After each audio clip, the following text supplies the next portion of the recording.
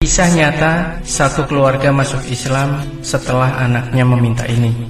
Kisah berikut ini merupakan sebuah kisah nyata. Semoga ada hikmah dan pelajaran penting yang bisa kita ambil hikmahnya. Sebuah perjalanan panjang sepasang suami istri yang telah Allah beri hidayah untuk menerima Islam dengan penuh keyakinan.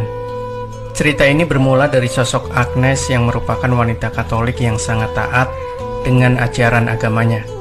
Setiap hari ia selalu pergi ke gereja untuk berdoa bersama dengan keluarga besarnya. Agnes yang Katolik tersebut ternyata memiliki seorang kekasih bernama Martono yang beragama Islam. Namun saat Martono melamarnya, ia berkata lebih memilih Yesus Kristus dibandingkan dengan cinta manusia.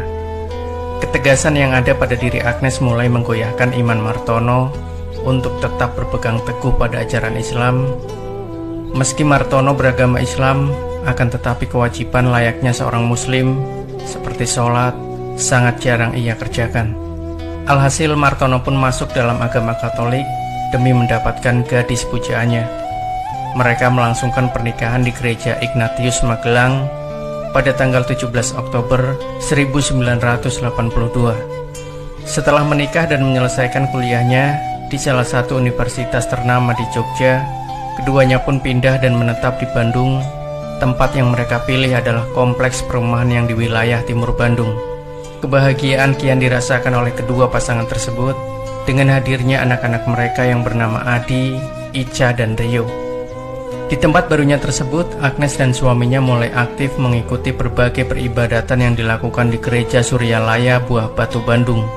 Suaminya yang saat itu menduduki kepala divisi properti PT Telkom Cisanggarung Bandung pun bisa dibilang memiliki pendapatan yang bisa membuat keduanya mampu hidup berkecukupan dan mampu menyisihkan sebagiannya untuk pemeliharaan gereja.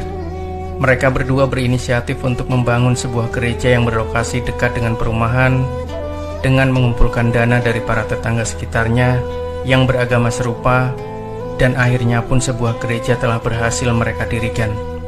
Yang mengherankan adalah sikap Martono yang masih sayang dan menghormati kedua orang tuanya dengan memberangkatkan keduanya ke Tanah Suci. Memang kedua orang tua Martono merupakan seorang muslim, sehingga sudah menjadi sebuah kebahagiaan bisa memberangkatkan mereka berdua untuk menjalankan rukun Islam yang terakhir tersebut. Walaupun Martono telah berpindah keyakinan. Kehidupan yang serba berkecukupan dan harmonis mewarnai hari-hari dari Agnes dan Martono, hingga suatu ketika keduanya merasakan goncangan jiwa yang cukup membuat gelisah. Anaknya yang bungsu yaitu Rio mengalami sakit panas yang tak kunjung reda, sehingga membuat keduanya khawatir dan membawa Rio ke rumah sakit Kristen yang terletak di Bandung Utara. Dokter yang menangani Rio menyatakan bahwa Rio hanya mengalami kelelahan saja, namun Agnes yang merupakan ibunya tetap merasa gelisah dan takut akan kondisi anaknya yang tak kunjung sehat. Ketika dipindahkan ke ruangan ICU, kejadian cukup aneh mulai terlihat. Rio meminta ayahnya untuk memanggil ibunya yang berada di ruangan tengah. Martono pun langsung menuju Agnes dan menyuruhnya untuk masuk ke ruangan ICU. Namun jawaban Agnes cukup membuat heran Martono. "Saya sudah tahu." Martono pun masuk kembali ke dalam ruang ICU tanpa disertai Agnes. "Udahlah papa saja. Pa, hidup ini hanya berjarak 1 senti, sementara di sana nggak ada batasnya," ucap Rio. Martono tertegun dan keheranan melihat anaknya yang masih kecil bisa berkata demikian. Apa yang diucapkan oleh Rio seakan dirinya seperti orang dewasa yang sedang menasehati sesamanya. Sore pun menjelang dan Rio masih berada di ruang ICU ditemani Martono. Rio kemudian berucap, "Pa, Rio mau pulang." Dengan lemah lembut dan penuh kasih sayang, Martono menjawabnya, "Iya Rio, nanti kamu pulang bersama papa dan mama." "Enggak pa, Rio mau pulang ke surga. Rio tunggu papa dan mama di surga," ucapnya dengan nafas yang pendek. Martono yang terkejut dengan ucapan anaknya tersebut, tiba-tiba ia mendengar suara aneh yang menyuruhnya untuk membimbing kalimat syahadat kepada anaknya. Meski kaget, Martono yang dulunya seorang muslim pun menuntun Rio dengan kalimat syahadat. Air mata Rio pun berlinang sembari melafalkan kalimat tersebut. Dalam ketakutan dan kegelisahan, Martono dikejutkan lagi dengan adanya bisikan yang memberitakan bahwa Rio akan meninggal dunia setelah dikumandangkannya adzan maghrib. Mendengar bisikan tersebut, Martono kemudian pasrah dan hanya memohonkan kebaikan bagi anaknya. Dan benar saja, pada tanggal 27 Juli 1999, setelah adzan maghrib berkumandang, Rio pun menghembuskan nafas terakhirnya. Agnes yang tak mau melihat anaknya karena merasa sedih terus, menangis dan meratapi anaknya hingga Rio ditempatkan di rumah duka. Kejadian aneh pun berulang, di mana Agnes seperti melihat Rio yang menghampirinya dan berkata, "Ma, aku nggak mau pakai jas. Aku maunya pakai kain putih aja." Agnes cukup terkejut dengan pemandangannya tersebut karena memang Rio telah tiada. Kejadian tersebut ia tuturkan pada salah satu tetangganya yang muslim dan berada di rumah duka tersebut.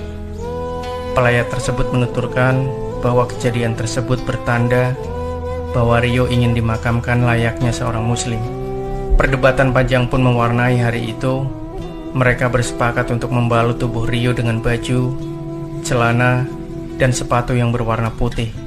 Setelah itu Rio disolatkan oleh mereka yang beragama Islam.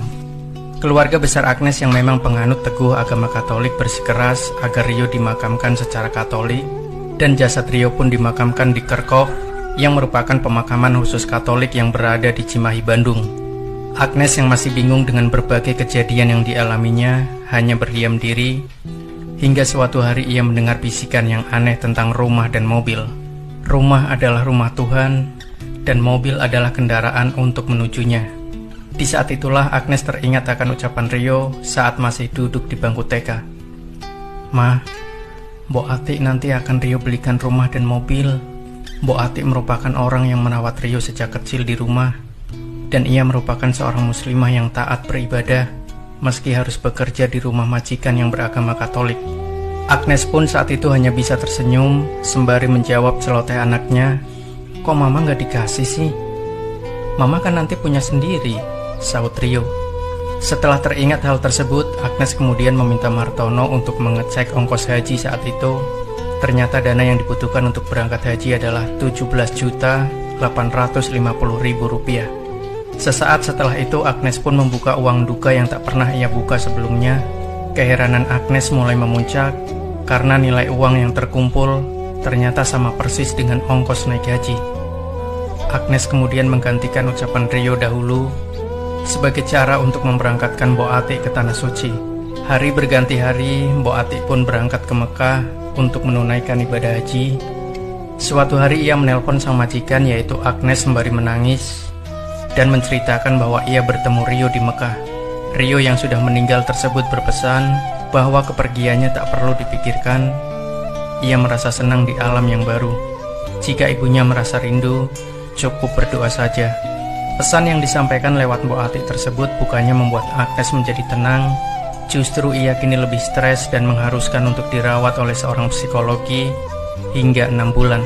Satu hari pada saat Agnes tertidur lelap, ia dibangunkan oleh suara aneh pria misterius dalam mimpinya yang berkata, "Bukalah Al-Quran surat Yunus."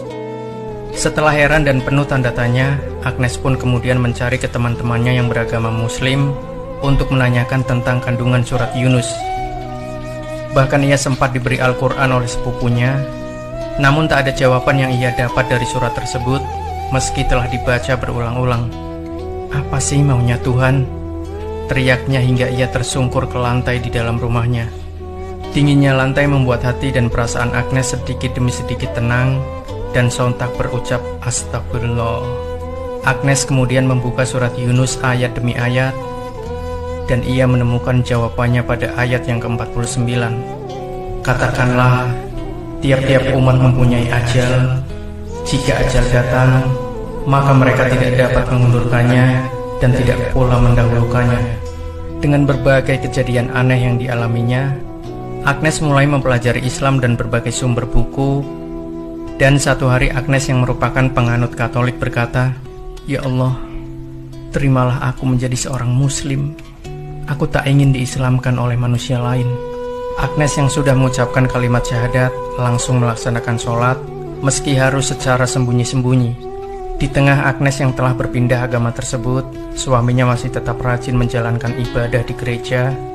Bahkan Martono selalu mengajak Agnes untuk ke gereja. namun Agnes menolaknya dengan berbagai alasan. Hingga suatu malam, Martono terjaga karena isak tangis yang didengarnya di suatu kamar. Di tengah rasa penasaran tersebut, ia terkejut karena melihat Agnes sedang melakukan sholat dengan menggunakan celana panjang, jaket, dan syal yang dijadikan kerudung. Martono bertanya keheranan, "Loh, kok Mama kini sholat?" "Maafkan saya, Pak, telah mendahului Papa." Agnes pasrah dengan sikap suami nanti, apakah akan menyakitinya atau bahkan menceraikannya. Setelah Martono melihat istrinya memeluk agama Islam, ia pun mulai kebingungan menentukan arah akidahnya.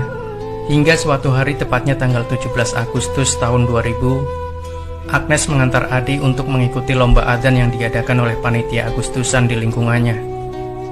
Cukup aneh memang, Adi yang masih beragama Katolik ingin mengikuti lomba adzan yang notabene merupakan aktivitas orang Muslim saat waktu sholat tiba. Sementara Martono yang diajak untuk ikut menghadiri justru menolak dengan alasan harus mengikuti upacara di kantornya. Dalam acara tersebut hadir pula psikologi Agnes, yakni Gangsa Raharjo. Ia mengatakan kepada Adi yang masih bersekolah di SMA Santa Maria untuk meniatkan adzannya bukan hanya untuk orang yang ada di sekitar, namun juga untuk alam semesta. Alhasil, adzan yang dikumandangkan Adi sangat merdu dan membuat siapapun yang mendengarnya terbawa haru. Ibundanya yang melihat hal tersebut meneteskan air mata hingga tak terbendung karena bercampurnya rasa haru dan bahagia. Adi pun menjuarai lomba adzan tersebut dan mengalahkan 33 peserta yang muslim. Setelah lomba usai, Adi dan Agnes kemudian pulang ke rumah. Namun apa yang didapatinya cukup mengejutkan, karena saat Agnes membuka pintu kamar, Martono yang tadinya berucap akan melakukan upacara, justru tengah melakukan sholat.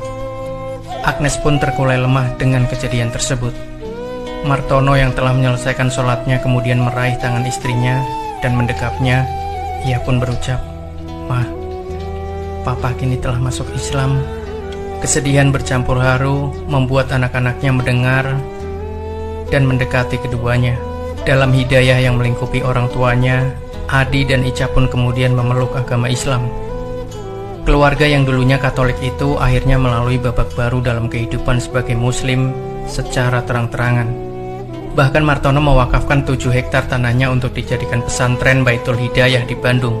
Subhanallah, ternyata hidayah Allah bisa datang pada siapapun dan lewat cara apapun. Allahu Akbar. Semoga kisah ini bisa memberikan inspirasi buat kita, bisa memberikan ibroh. Jangan lupa nantikan kisah-kisah terbaru dari kami selanjutnya. Sampai jumpa. Wassalamualaikum warahmatullahi wabarakatuh.